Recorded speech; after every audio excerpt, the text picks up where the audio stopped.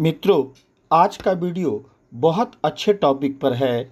इसे ध्यान से पूरा सुनेंगे तो आपको काफ़ी लाभ होगा। यह एक ऐसा टॉपिक है जिस पर कई संतों ने अलग अलग राय दी है, परंतु अंत में उदाहरण के साथ बताया गया है कि हाँ, माता पिता के कर्मों का फल संतान को भी भुगतना पड़ता है। इस वीडियो में कुछ ऐसी रोचक जानकारी है जिसे सुनकर कोई भी बुरा कर्म करने के पहले ज़रूर सोचेगा। जीवन में सबसे ज़्यादा महत्व आपके कर्मों का ही होता है, कारण कि मृत्यु के साथ आपके किए गए कर्म ही साथ में जाते हैं, बाकी सारा चीज़ यही रह जाता है। वीडियो में दी गई जानकारी आपको अच्छी लगे तो कृपया मेरे चैनल को लाइक, सब्सक्राइब और शेयर अवश्य कर दें। मित्रों, पृथ्वी पर जितने भी प्राणी हैं, चाहे वह इंसान हो या जानवर, सभी को अपने बच्चे प्यारे होते हैं। कोई भी प्राणी अपने बच्चों का अहित नहीं चाहता है।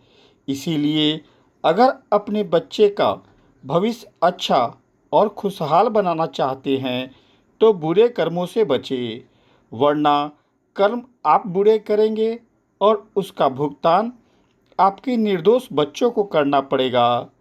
जब इस विषय पर मेरी बात एक संत से हुई तो मैंने उनसे पूछा कि महाराज, जब कोई इंसान बुरे कर्म करता है तो उसका भुगतान उसके बच्चे को क्यों करना पड़ता है, जबकि उस बुरे कर्म में उसका कोई योगदान नहीं होता है।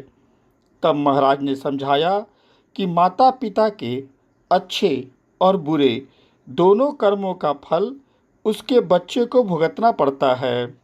उन्होंने उदाहरण के साथ समझाया कि अगर कोई लुटेरा किसी की संपत्ति लूट कर लाता है तो उसका उपयोग सिर्फ वही नहीं करता, बल्कि उसके परिवार के सारे सदस्य उस लूट की संपत्ति का इस्तेमाल करते हैं। उस लूटे हुए संपत्ति में उस व्यक्ति की आह छुपी होती है जिसका धन लूटा गया है। अतः उस आह रूपी संपत्ति का जो जो इस्तेमाल करेगा वह सब दंड का भागी बनेगा। अगर आप किसी का अहित करते हैं तो उसमें भी व्यक्ति का आह छिपा होता है जिसका आपने नुकसान किया है।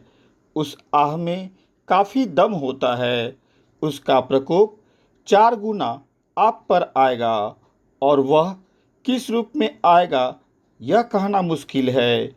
यह आप पर भी आ सकता है और आपके संतान पर भी आ सकता है। इसका एक सबसे बड़ा उदाहरण है दशरथ और श्रवण कुमार के पिता का प्रकरण। श्रवण कुमार को तीर तो दशरथ ने मारा था, परंतु उनके कर्मों का दंड उनके पुत्र राम को भी भुगतना पड़ा था। ऐसे हजारों उदाहरण हैं कि कर्म आपका पीछा कभी नहीं छोड़ती है। वह मृत्यु के बाद भी आपको अपने घेरे में लिए रहती है। इस विषय पर एक और उदाहरण मैं खुद देख चुका हूँ कि एक महिला हमेशा बुरे कर्मों में लिप्त रहती थी। उसके प्रकोप से सारा मोहल्ला, परिवार परेशान रहता था। जब तक वह जीवित थी तब तक तो ठीक रहा, परंतु उसके मृत्यु पश्चात उसके 3 पुत्रों को लाइलाज बीमारी हो गई, जिसमें 2 पुत्र तो बहुत कष्ट में जीवन जिए, फिर उनकी दर्दनाक मौत हुई, और तीसरा बेटा भी मृत्युशैया पर ही है। भगवत गीता में भी अच्छे कर्मों पर बल दिया गया है, कारण कि आपके कर्म ही आपको और आपके बच्चे को सुखी जीवन दे सकते हैं। आपके कर्म अच्छे होंगे तो निश्चित उसका अच्छा फल आपके बच्चों को भी मिलेगा।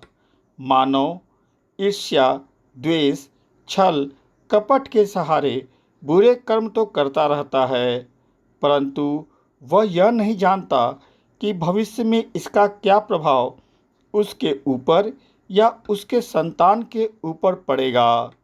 आज के दौर में इंसान अध्यात्म से जितना दूर होगा उतना ही बुरे कर्मों की तरफ आकर्षित होगा। हमेशा याद रखें, आपको बुरे कर्म की ओर ईर्ष्या, द्वेष, छल, कपट, जलन यही सब ले जाती है। यह किसी के भी दिमाग में आ सकता है और इससे बचने का सबसे बेहतर उपाय है खुद को अध्यात्म से जोड़ें। शुद्ध मन कभी इस ओर नहीं जाएगा। आप जैसा करोगे वैसा ही भरोगे, या आपके संतान उसे भरेंगे जो कि निर्दोष हैं। हमेशा अपने कर्मों पर ध्यान दें। कोई भी ऐसा कार्य न करे जिससे दूसरों का अहित हो। अगर भूल कर भी ऐसा विचार आए तो एक बार अपने संतान का चेहरा जरूर देख ले और विचार करे कि जो मैं करने जा रहा हूँ उसका परिणाम हो सकता है मेरे संतान को भुगतना पड़ेगा। मित्रों, एक बार ऐसा सोच कर देखें। मैं विश्वास के साथ कहता हूँ, आपका मन उस बुरे कर्म को करने से खुद मना करेगा। हर इंसान को अपना संतान सबसे प्यारा लगता है। सबका अच्छा सोचे, कल्याण करे, बदले में आपका भी कल्याण होगा और संतान सुखी रहेगा। क्यों अपने निजी स्वार्थ के लिए निर्दोष संतान को बलि का बकरा बना रहे हैं? मित्रों, मेरे द्वारा कही गई बातें आपको सही लगी हो तो कृपया मेरे चैनल को लाइक, सब्सक्राइब और शेयर अवश्य करें। साथ में बेल बटन भी दबा दें ताकि अगली वीडियो आते ही आपको सूचना मिल जाए। धन्यवाद।